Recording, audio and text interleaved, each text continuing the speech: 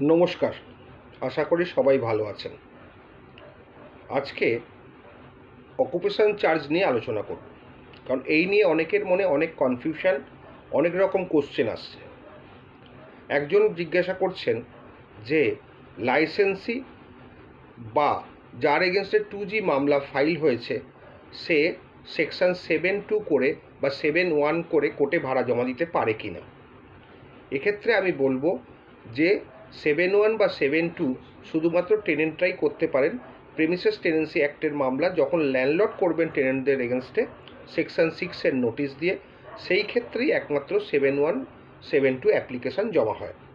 কোনো লাইসেন্সি বা ট্রেসপাসার বা যার এগেনস্টে 2Gর মামলা করা হয়েছে সেই ব্যক্তি অকুপায়ার তারা কিন্তু 7(1) 7(2) করতে পারেন না কোর্টে। করলেও সেটা খারিজ হয়ে যাবে, কারণ স্পেসিফিক আইন হচ্ছে এই 7(1) 7(2) শুধুমাত্র টেনেন্টদের জন্যে, যাদের ল্যান্ডলর্ড মনে করেছে টেনেন্ট তাদের জন্যে।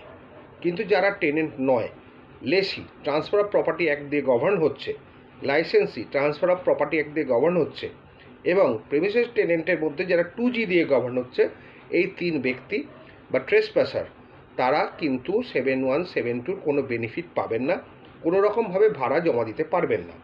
লাইসেন্স ফিজও ভাড়া নয়, সেটা একটা সম্পূর্ণ আলাদা ক্রাইটেরিয়া, সেটাও কিন্তু কোর্টে ওইভাবে জমা দেওয়া যায় না 7(1) 7(2) করে। হ্যাঁ, সেখানে লাইসেন্সি একটা অ্যাপ্লিকেশান করে বলতে পারেন যে আমার লাইসেন্স ফি এত আছে, সেটা কোর্ট যেহেতু যিনি প্লেন্টিফ তিনি নিচ্ছেন না, কোর্টে জমা করার পারমিশন দেওয়া, সেটা অন্য জিনিস। সেক্ষেত্রে কোর্ট পারমিশন দিতেও পারেন, নাও দিতে পারেন, কিন্তু তারা 7(1) 7(2) এই প্রভিশনে অ্যাপ্লাই করতে পারেন না।